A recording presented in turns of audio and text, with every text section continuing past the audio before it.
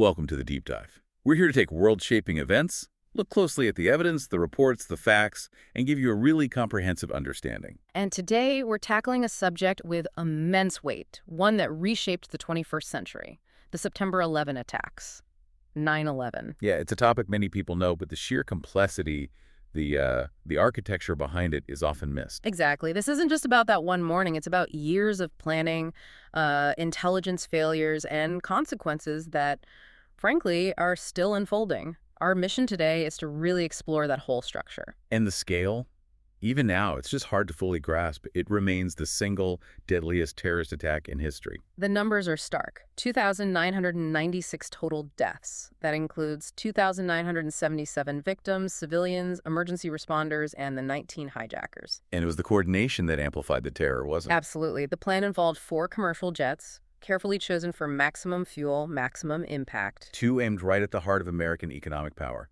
the World Trade Center towers. 1 hit the Pentagon, the symbol of U.S. military might. And the 4th, Flight 93. It crashed in Pennsylvania. Only because the passengers and crew fought back. They prevented what investigators believe was an attack aimed at the U.S. Capitol, maybe even the White House.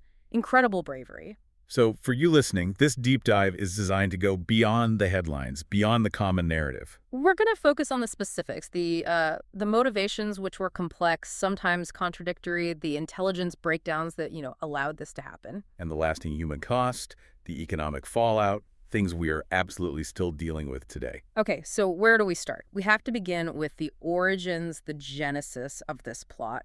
Who was behind it? Right, the architects. When you talk 9/11, Osama bin Laden, OBL, comes to mind immediately. He was the leader, the orchestrator. But his messaging right after the attacks is interesting. Initially, he denied it. On September 16, 2001, he put out a statement saying, basically, I didn't do this. Which seems strange in hindsight, but it was probably strategic. It didn't last. By November 2001, U.S. forces found that videotape in Afghanistan. The one where he admits knowing about it beforehand.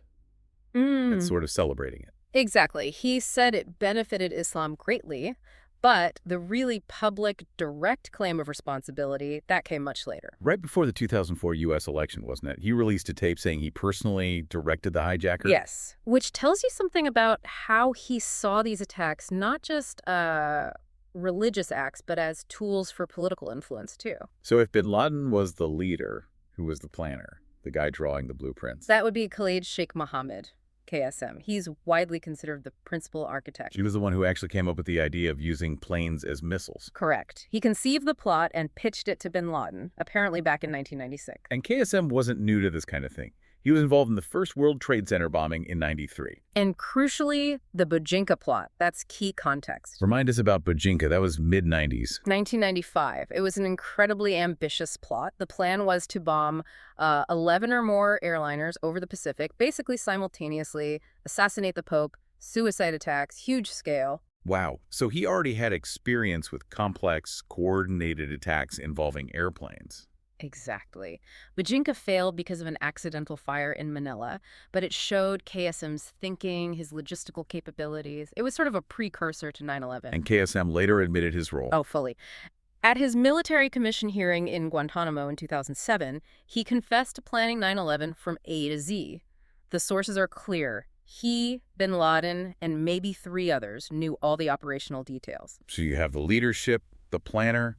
What about the guys who actually carried it out? The hijackers? The selection process there was also very deliberate. Bin Laden specifically picked the key members of the Hamburg cell. Mohammed Atta, Marwan al-Shehi, Ziad Jarrah, Ramzi bin al-Shib. Right. Why them? Because they were educated, they spoke English fluently and critically, they had lived in the West, they knew how to blend in, how to operate without raising suspicion. They were the perfect cover. Essentially, yes. For the pilots and the team leaders needed to infiltrate the U.S. in flight schools.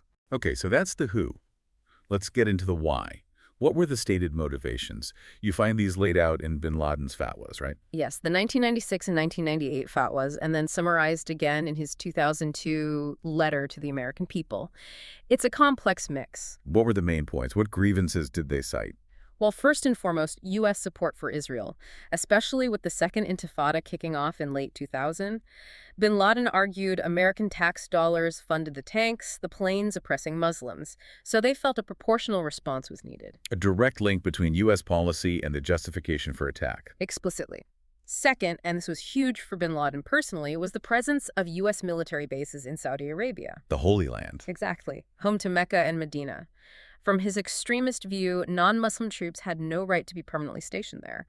His 96 fatwa demanded their immediate removal. So Israel policy, U.S. troops in Saudi Arabia. What else? The sanctions against Iraq, they were heavily condemned. Bin Laden spoke about the protracted blockade causing immense civilian suffering. So framing it as a defense of the broader Muslim world, not just Saudi Arabia. Right. Painting the U.S. as this oppressive, hegemonic power across the region. And then there's that specific inspiration bin Laden mentioned later, the towers in Lebanon. Yeah, in that 2004 tape, he said the idea to destroy the World Trade Center towers came to him back in 1982. 1982. During the Lebanon War, he witnessed Israeli jets bombing high-rise buildings in Beirut, and he said he wanted to punish the oppressor in kind, make America taste some of what we tasted. Which connects directly to the choice of targets. It does. He argued the WTC represented U.S. economic power. The Pentagon represented military power, therefore legitimate targets in his view. Who also claimed it wasn't an attack on women and children. He did claim that, yes. But then, in the same breath, he compared the 9/11 strikes to the U.S. atomic bombing of Nagasaki. He asked rhetorically, did those bombs distinguish between military and babies? So, a contradiction there. A clear one. It highlights the justification's complexity. You have specific political demands, get troops out of Saudi Arabia layered onto this broader religious call for global jihad that explicitly justifies mass civilian casualties. That's really key for you, the listener, to grasp. Okay, let's move to the day itself. September 11th, 2001. The mechanics of the attack were chillingly effective. The choice of planes was deliberate. 4 large jets, 2 Boeing 757s, 2 767s. Why those specifically? Long-haul flights, transcontinental. That meant they'd be loaded with the maximum amount of jet fuel, essentially turning them into massive flying incendiary devices. And they got through security with weapons. Yes, but it exploited the rules at the time. The primary weapons were box cutters, utility knives, things with short blades that were actually allowed on planes by the FAA before 9/11. Unbelievable. They also reportedly used mace or pepper spray, likely to control the flight attendants near the cockpit, and crucially, fake bomb threats. Fake bombs. Yes. No trace of actual explosives was ever found on any of the plane wreckage. The hijackers announced they had bombs, which was a key psychological tool to keep passengers and crew from resisting. Made resistance seem futile. Okay, walk us through the timeline. It unfolds with terrifying precision. It starts at 8:46 a.m. Eastern Time. American Airlines Flight 11. That's the one piloted by Mohammed Atta. Hits the North Tower. WTC-1, between floors 93 and 99. And initially there was confusion. Was it an accident? A small plane? Nobody knew for sure. Until 17 minutes later, 9:03 a.m. United Airlines Flight 175 slams into the South Tower, WTC-2, lower down between floors 77 and 85. In that moment, seeing the second plane hit live on television, Yeah. that's when everyone knew. Absolutely. It was undeniable. America was under attack. Then the focus shifts to Washington. 9:37 a.m., American Airlines Flight 77 hits the Pentagon, crashes into the west side of the building. The sources mention it hit near the first floor. Yes, and penetrated deep into the structure, about 310 feet through the outer rings. That section had actually just been renovated and reinforced, which probably saved lives, prevented a wider collapse. And then there's a fourth plane, United 93. Flight 93 is a different story, crucial turning point in the day. It took off late from Newark, about 42 minutes behind schedule because of airport congestion. And that delay was critical. Absolutely critical. The hijackers took control around 9:28 a.m., but by then, news of the World Trade Center attacks was already spreading. People on the plane were making calls. Dozens of them, passengers, flight attendants, people like Todd Beamer, Jeremy Glick calling family, airline officials.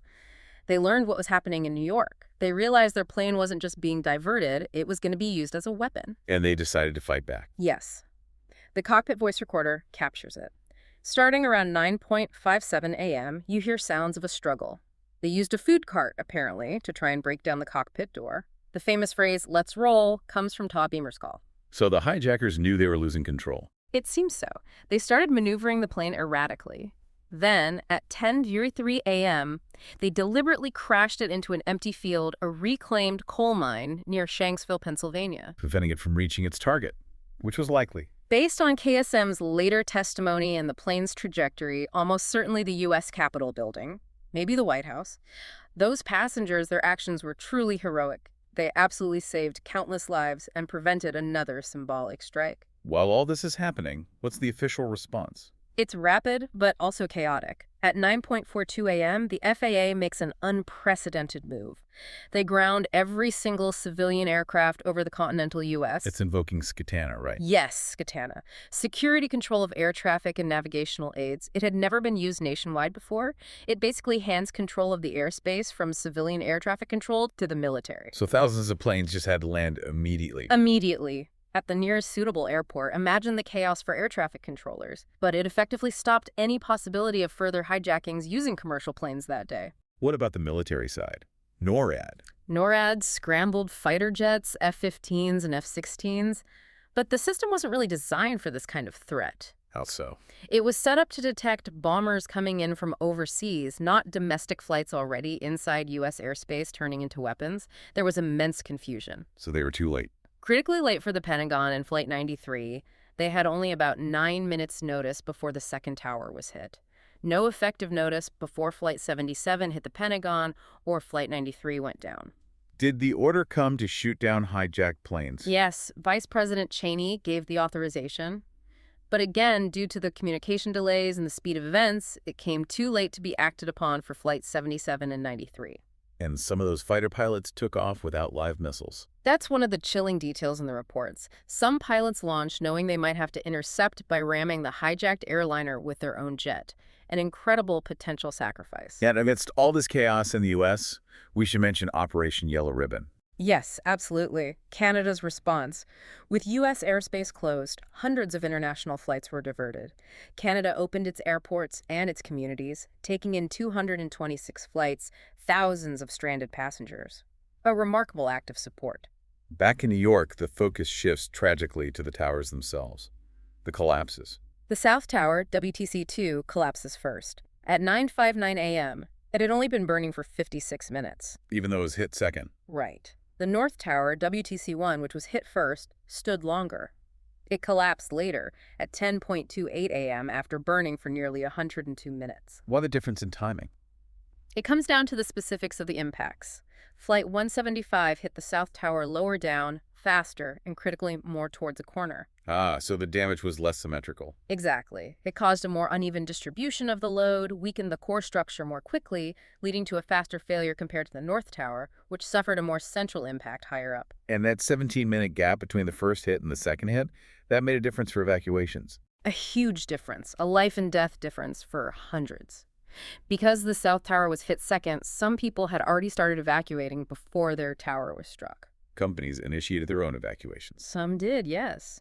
Like AO Insurance, Fiduciary Trust, they saw what happened to the North Tower and told their people to get out, even before official orders came.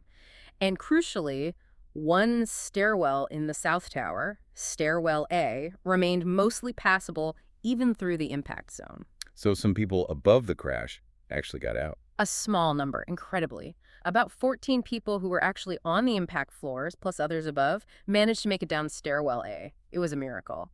But the official reports, like the 9/11 Commission report, do criticize the delay in ordering a full evacuation of the South Tower immediately after the first plane hit the North Tower. That delay cost lives. And we can't forget the third collapse, 7 World Trade Center. Right. Often overlooked. A separate 47-story building nearby.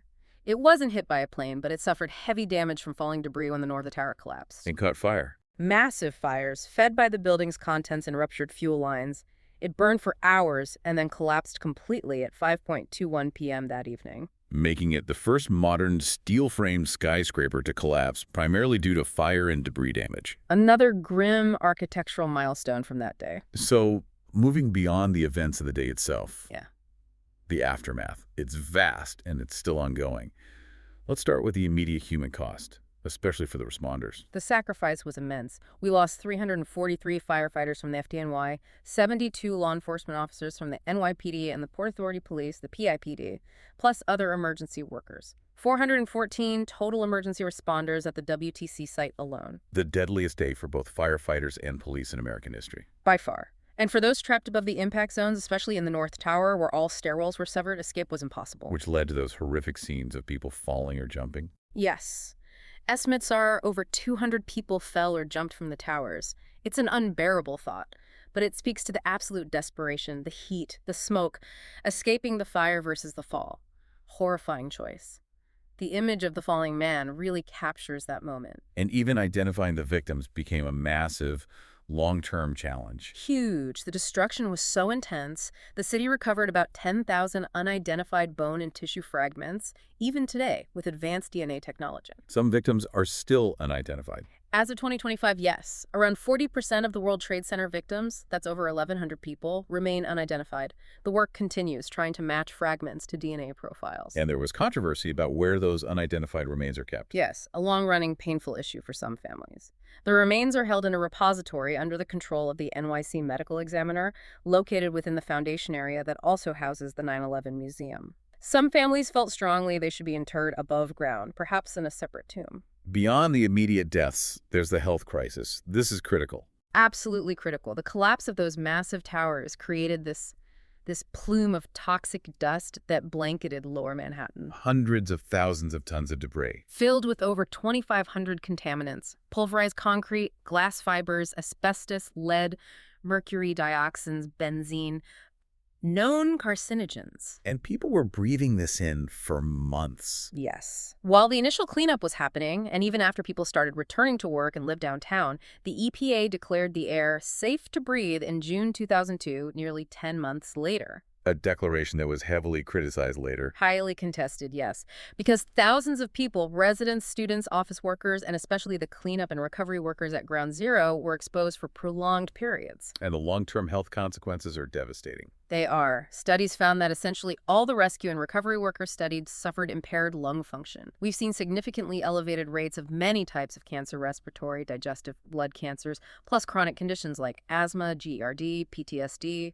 There was even concern about effects on babies born to mothers exposed during pregnancy. Yes, scientific speculation and ongoing research into potential negative developmental impacts for children who were in utero during the exposure period in Lower Manhattan. And this is where we see a really stark difference between outcomes, depending on the agency involved, right?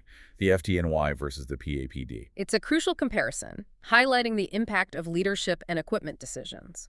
Look at the FDNY. By 2023, the fire department had lost roughly the same number of members to 9/11-related illnesses as died on the day itself. That's unbelievable. The death toll effectively doubled over 20 years due to illness. It's a slow-motion tragedy unfolding over decades. Cancers, respiratory failure. But the Port Authority Police, the PAPD, had a different experience. Significantly different. Far fewer long-term illness deaths relative to their numbers on site. Why? The sources point to decisions made by their chief at the time, Joseph Morris. What did he do? Within 48 hours, he secured and distributed high-quality industrial-grade respirators to all PAPD officers working at Ground Zero. And importantly, he limited the rotation. He kept the same core group of officers doing the most dangerous recovery work, ensuring they had the best protection consistently. Whereas other agencies rotated more people through the site without that level of protection. Exactly. Agencies like the FDNY and NYPD had thousands of personnel rotating through, especially in the early days and weeks when the dust was thickest, often without adequate respiratory gear. The difference in long-term health outcomes is tragically clear. It raises a difficult question. How many lives might have been saved in the long run if everyone had received that level of protection immediately? It's a profound question about prioritizing responder safety, even amidst catastrophe. There was eventual legal help, though. The Zadroga Act. Yes, the James L. Zadroga 9/11 Health and Compensation Act passed in 2010. It allocated billions, initially $4.2 billion, for medical monitoring, testing, and treatment for responders and survivors. And the Victim Compensation Fund was reauthorized. Yes, critically, it's been extended essentially permanently until 2090, which acknowledges that these illnesses can take decades to develop. It provides crucial financial support for those suffering.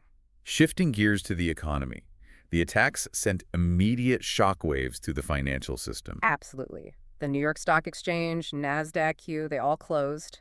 Didn't reopen until September 17th. And when they did reopen, A massive sell-off. The Dow Jones Industrial Average had its biggest one-week point drop in history up to that point. About $1.4 trillion in market value just vanished in days. But the longer-term economic cost is much, much bigger, isn't it? Yeah. Tied to the response. Exponentially bigger. The attacks were the direct catalyst for the U.S. wars in Afghanistan and Iraq. Add to that the massive increase in domestic homeland security spending. How much are we talking? The Costs of War Project at Brown University estimates the total cost through FY 2020 or so at a minimum of $5 trillion. Some estimates go even higher now. $5 trillion. It's almost impossible to comprehend. Where did that money go? It's not just the immediate cost of military operations, though that's huge. It includes long-term costs like veterans care medical treatment, disability benefits for hundreds of thousands of service members, which will continue for decades. It includes interest paid on the money borrowed to fund the wars, and the cost of creating and running the entire Department of Homeland Security, the TSA. It's a vast, ongoing economic drain. And policy-wise, the changes were swift and dramatic. Huge shifts.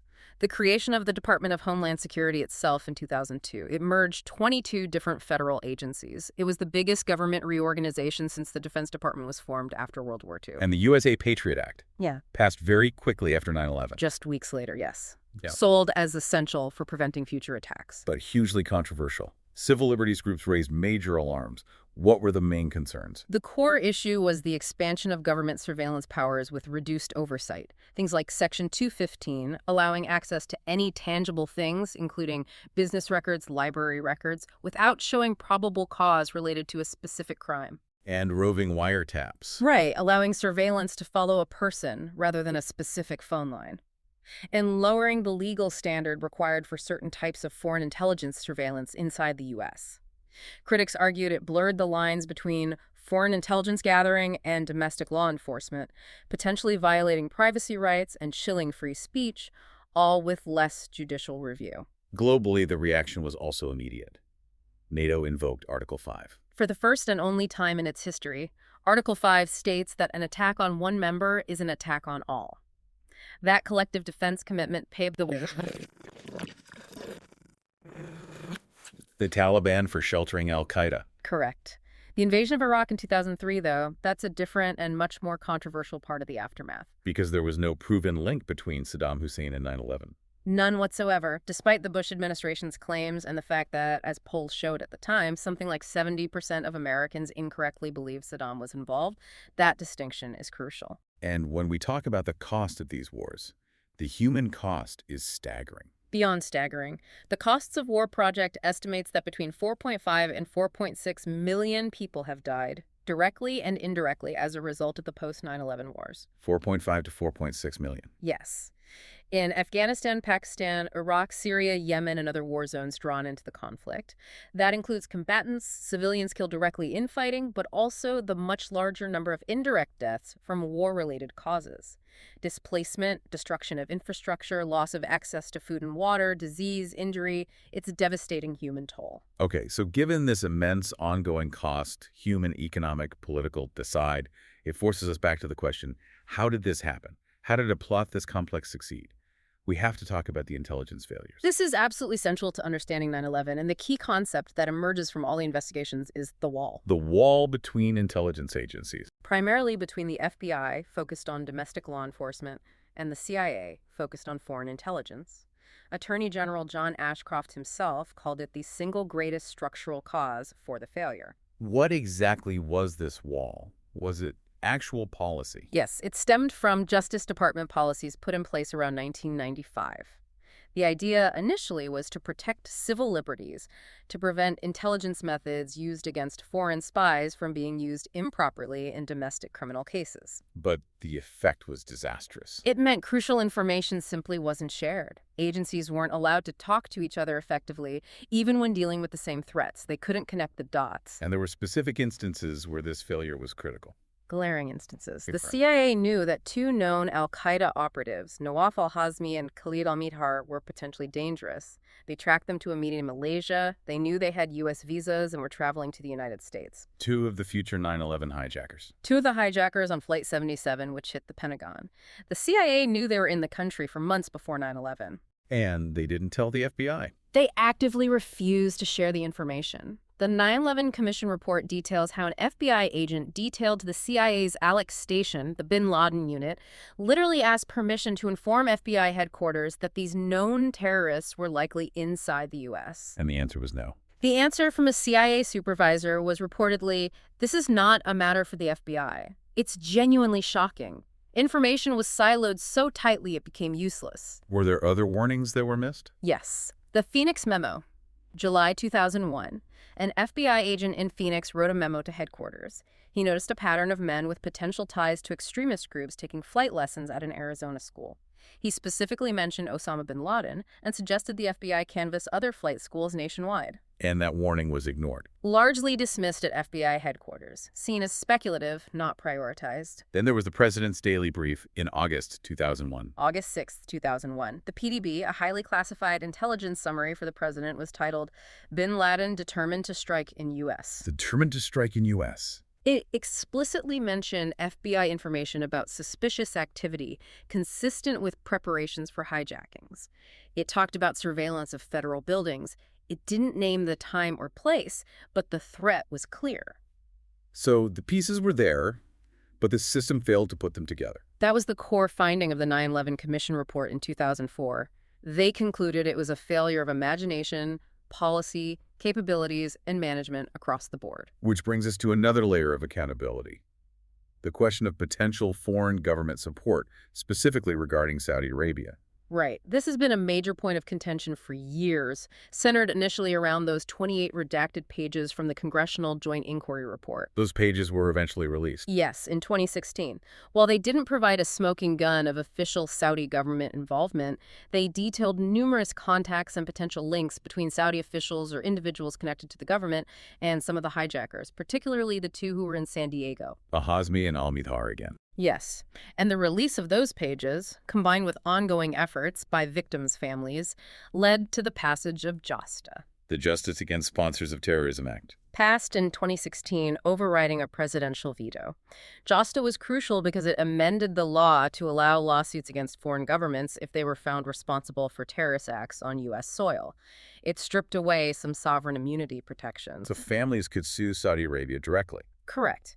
And the focus of that ongoing lawsuit centers on individuals like Omar al-Bayoumi, Who was he?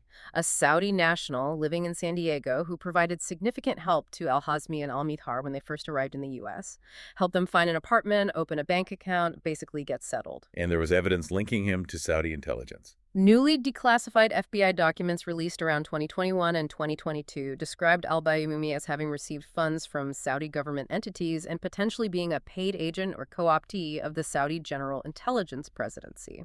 Video evidence also showed him meeting with the hijackers. So this evidence forms the basis for the ongoing legal case. It provides the plaintiffs, the victims' families, with the grounds under JASTA to pursue their claim that individuals connected to the Saudi state provided material support to the hijackers.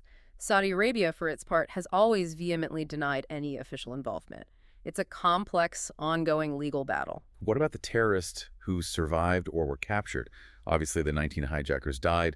Bin Laden was killed in 2011. What about KSM? Khalid Sheikh Mohammed, the architect, along with 4 other co-conspirators, were captured and are held at Guantanamo Bay. And their trial. It seems like it's been going on forever. It has been stalled for well over a decade. The military commission proceedings have been bogged down in pre-trial motions, largely concerning the admissibility of evidence obtained through harsh interrogation methods, often described as torture. So no verdict yet. No. And what's interesting is the recent back and forth over plea deals. In 2023 and into 2024, there were reports that prosecutors were negotiating deals where KSM and others would plead guilty and receive life sentences, taking the death penalty off the table. To finally resolve the case. Possibly. But those potential deals were recently blocked, reportedly by the Secretary of Defense. So the prospect of capital trials, executions is back, meaning these legal proceedings could drag on even longer. It's a source of immense frustration for many victims' families seeking finality. #Tag6. Conclusion and enduring legacy.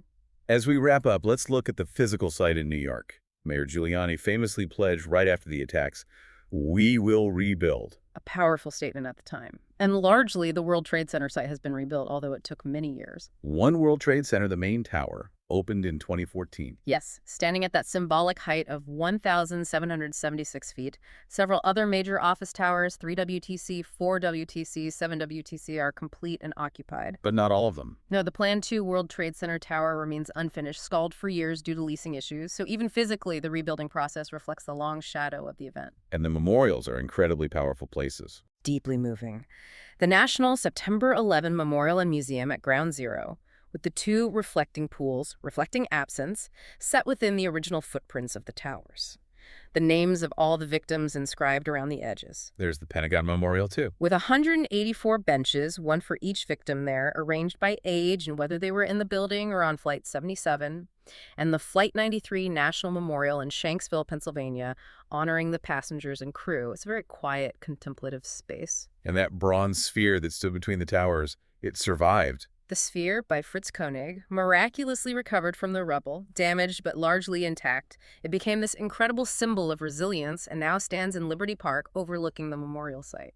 So thinking about this whole deep dive, the planning, the attacks, the failures, the immense aftermath, what's the enduring legacy? Well, the immediate response was to build this huge new security architecture. DHS, TSA, the Patriot Act, expanded surveillance, all designed to prevent another 9/11, to make America impenetrable to external threats. A massive focus on security and counterterrorism. Absolutely. But as we've discussed, if you connect that focus to the data, the cost has been enormous. The $5 trillion plus price tag for wars and security. The 4.5 million or more lives lost, directly or indirectly, in those post-9/11 conflicts. And the domestic cost? The health crisis for the responders? The failure, in some cases, to protect them from the toxic environment at Ground Zero, leading to this second wave of deaths from illness. It creates this undeniable tension. Was the response, the overwhelming focus on eliminating external threats and projecting power globally, properly balanced? Balanced against the staggering cost of the wars that followed, and balanced against the fundamental duty to protect the health and safety of our own citizens, the responders who rushed into danger on 9/11. It's a critical question for you, the listener, to consider. Did the choices made in the name of security after 9/11 fully account for all the potential consequences, both abroad and at home? What unexamined costs are still accumulating today in terms of national debt, ongoing health problems for survivors and responders, regional instability fueled by those wars, erosion of civil liberties? The legacy of 9/11 isn't just a memory of that day. It's woven into the fabric of the 21st century, with consequences still unfolding, costs still being paid. A truly sobering look at the architecture of terror, failure, and the incredibly complex aftermath. Thank you for taking this deep dive with us.